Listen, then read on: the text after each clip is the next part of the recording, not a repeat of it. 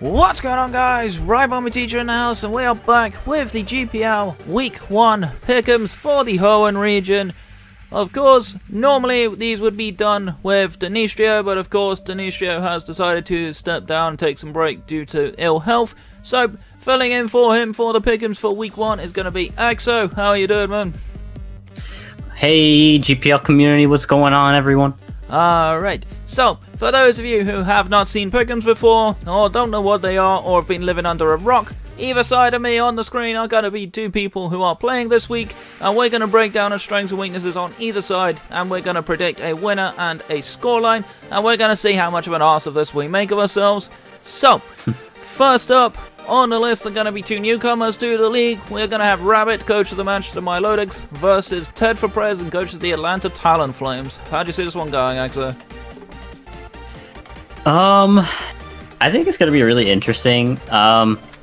So, I know Rabbit likes to do a lot of crazy things with his teams. He has a lot of hazards, so that's going to be fun to play around with. I think... This is tough, actually. There's not the hugest amount of removal on Ted's side either. Talonflame, of course, gets defogged, but it then has to run Boots, which loses its power. Hitmontop is a spinner, of course, and Weezing, of course, gets defogged. But I feel like Weezing has a rough-ish matchup, especially looking at that Corviknight. That could definitely kind of cause issues. I think there are ways for both teams to win this. Obviously, if Ted brings his offensive game, I think Duraludon, Arceus, Scolipede does hit incredibly hard. It's kind of scary to have to deal with all three of those. Talonflame as well could be a problem. I feel like it comes down to execution and how much Rabbit is too experimental, or if he goes relatively standard. Because we know Rabbit tends to be very creative with his sets. So I don't know if Ted's already built his team. I know he was building it while I was streaming. He popped in my stream saying he was building. So it'll be interesting to see where they go. But I have no real track record on either of these guys. I know this is Ted's first draft, and I did play Rabbit in another league, and I lost by RNG. But that was a doubles league, so it doesn't actually matter. I like certain parts of Rabbit's team. I like the Corviknight, the Como, and the Amoonguss. I'm especially biased towards the Amoonguss because I have that on my team. Silvally is an interesting pickup, as well as the Galv. I've not had too much of a chance to break down Rabbit's team and kind of see what I like and what I don't like about it. I can definitely see some interesting shenanigans that he could do, but I don't think the interest is going to be enough to break down Ted's fairly powerful offense if he can get that thing rolling. You know what? I'm going to go back Ted. I'm going to give Ted the first one of the season, but I think it's going to be 2-0. I think it's going to be close. Okay. I would probably... See, I'm not sure how Ted plays, so I'm not... Oh, man. I think it's going to be close too, but I think Rabbit's going to pull this one out. I'm going to give him a 3-0, actually. Alright then. So... next up on the docket is going to be Tyler, coach of the Sleeping Snorlaxes, versus Galaxy of the Razorleaf Roserades. Two people that we both know relatively well in this instance. So it's going to be an interesting one. So, if I'm honest, I still feel like Tyler's team does not cater to his bulky offensive playstyle all that well. Obviously, he has made the changes pretty much based off of watching the Power Rankings video. He's made a few very important changes to his team, which does make it a bit more on the bulky offensive playstyle. I feel like this team, honestly, if it's allowed to get going with its offensive pressure, I do think it runs over Galaxy, but it does come down to mentality. I know Galaxy's mechanically not the most experienced player, but I do know he is a very, very good team builder, so that is something that I'm interested in seeing where this matches up. It's a good team builder versus someone who's got relatively okay mechanics, so long as he's not in a bad mental state. I think it's close, but I do favor Tyler's matchup more than I favor Galaxy's. I think if the Dom gets enough pressure off, it can do work. The G-Max Gengar, in my opinion, is a better G-Max than Orbeetle, as much as I love Orbeetle. I had it last season, of course. Without being able to hold an item, Orbeetle is a little bit more vulnerable in this instance. I could definitely see like offensive Arcanine being a nuisance, especially against the Orbeez and the Corviknight. Obviously, Chandelure does get Flash Fire, so that's something to bear in mind. But I think Arcanine is a very potent threat. And then there's things like Rotom Wash can deal with the Carkol and stuff like that. Haxorus, if it gets set up, it wins. I feel like I'm going to back Tyler, which could be risky, but I'm going to back Tyler. I think he's got enough offense to take over Galaxy, but I think it's close. I'll give him a 3-0 though. Okay.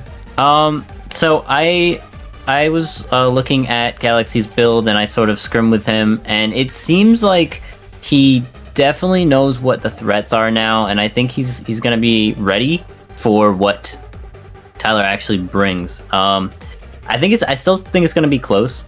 I'm going to actually give Galaxy the win here. I'm going to give him a 2-0 on his side. Yeah, that's fair. I could see that. I can definitely see that. Alright, coming in third battle then is going to be Polka, of course, coach of the Baltimore Oricorios, versus Skinny Biscuit, coach of the Junkie Chikorritas. It's Rain versus Rillaboom Volcarona. This is a really interesting prospect to me, because actually Volcarona has a surprisingly strong matchup here. Usually people don't think about Volcarona and Rain, but Volcarona does actually get Hurricane. You can actually really take advantage of that Rain quite nicely, as well as access to Giga Drain coverage. So there's actually a lot of ways that Volcarona can hit this team. I obviously can't really do much to Goodra, which is the big issue here, but I think Volcarona is kind of scary. But then, contrary to that, I look at Polka's team, and I actually see Zeraora can potentially be really, really scary. Volcarona can pivot away on pretty much anything on this. I think the only thing that realistically outspeeds is like +1 Volcarona or Scarf Noivern. I don't see Scarf Noivern coming to this match. It could, but I don't see it. So I think it's an interesting prospect to me. I don't know much about Polka in terms of his playstyle or his skill level, but I do know Skinny has a habit of being consistently inconsistent, so it'll be interesting to see how they match up against each other. Yeah, so you mentioned the Zeraora. I think we're going to mention it every single time because it's Zeraora and it just runs through most teams. For sure.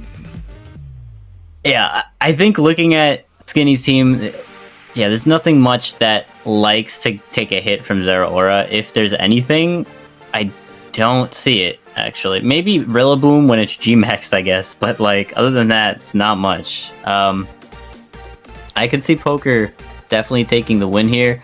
As much as I love Skinny, yeah, I think Poker is definitely gonna take the first win here for his team, and I think it's gonna be close. I don't know if he can get a nice rain sweep. I'm gonna say 3-0 Poker.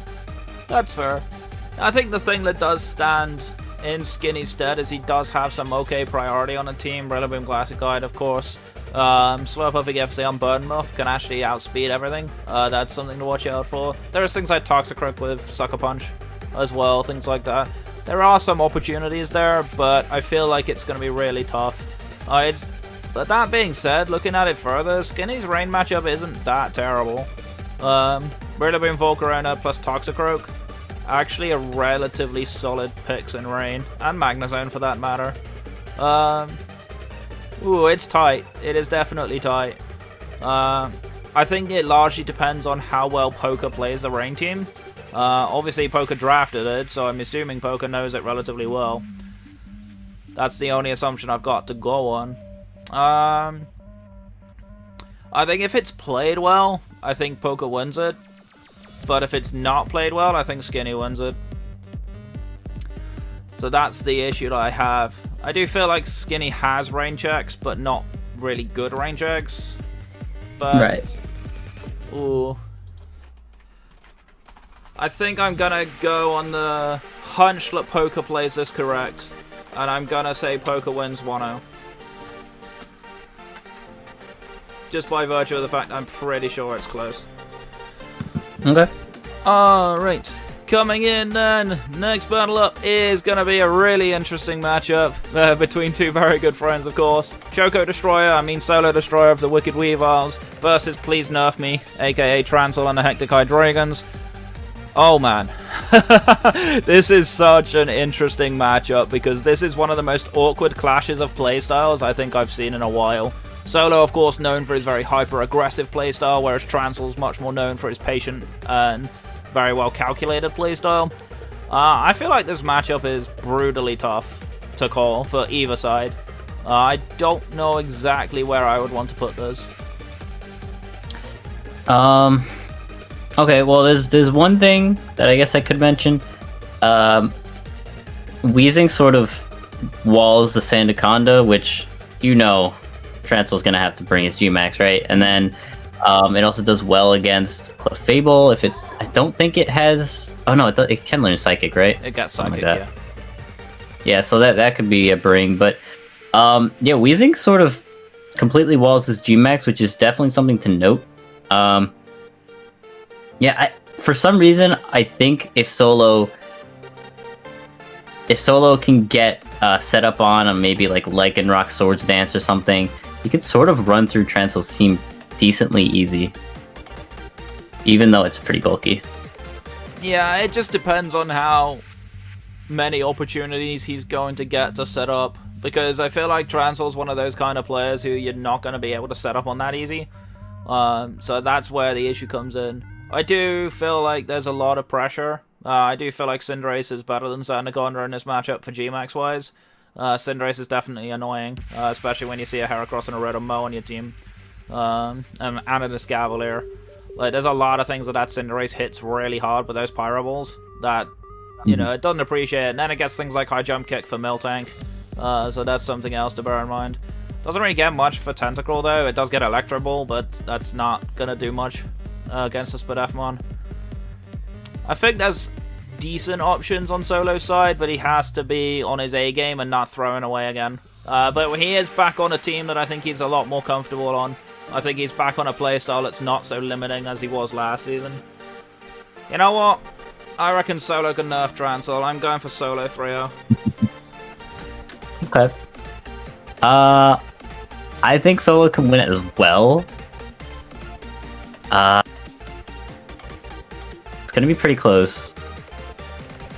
I'm gonna say 1-0. I think he's gonna barely beat Transyl. Alright. Transyl's gonna love this when he sees it. Alright.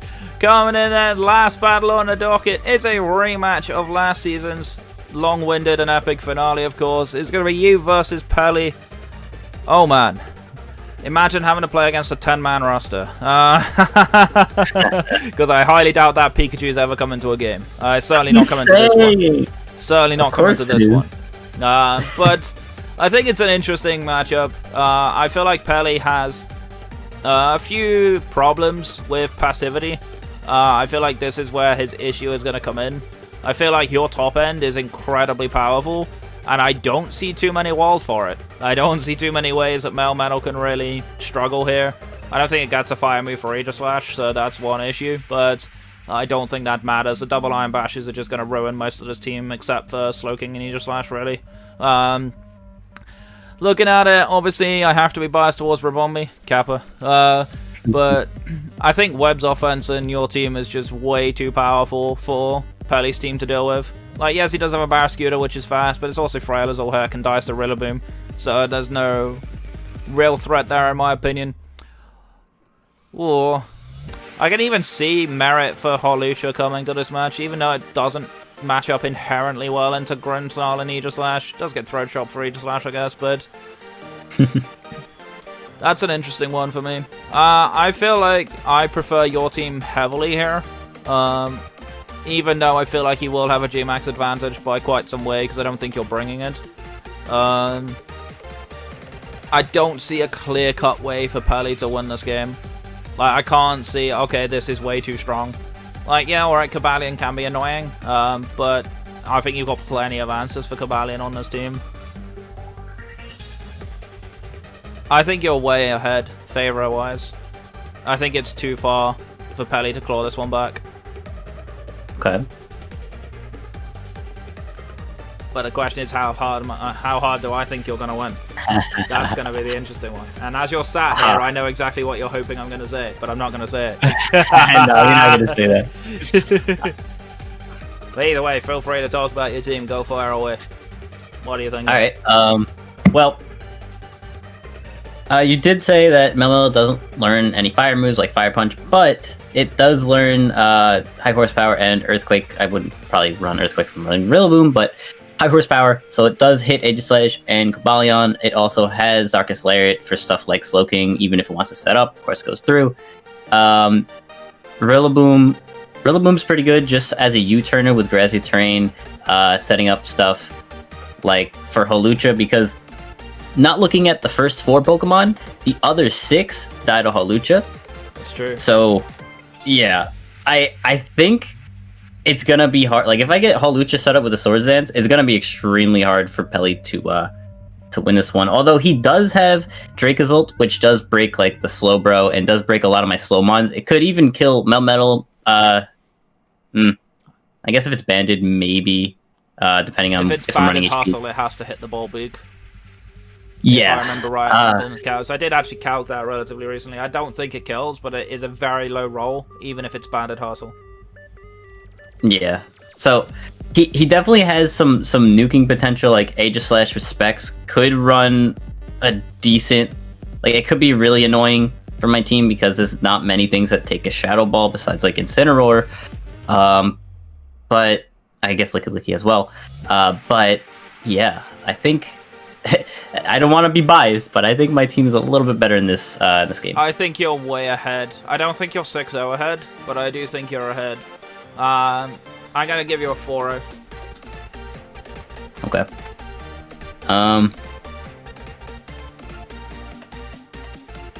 I am going to give myself a 3-0. That's fair. Yeah, I was thinking 3-0 first, but then I feel like Melmetal. I didn't actually realize I got high horsepower. That's one thing I didn't know, but now I do. I'm kind of scared for. I'm scared for poor Pelly. He's gonna be he's gonna just be in the Discord or in the comments on his, be like, "What the fuck do you mean? I've clearly got the best answer." No, you haven't, Pelly. Sorry, nice try, bud. But either way, of course, that's gonna be our pick'ems. Let us know what you think in the predictions, of course, in the Discord. But either way, guys, that's gonna be it from us. So make sure you stay safe. That is a fucked up outro, but you know what? We don't care. But thanks for watching, guys. My name is Rybombi Teacher. That's Exostomp. Hey guys, see you. Yep. Stay safe, stay awesome, and we'll catch you guys next time. Take care.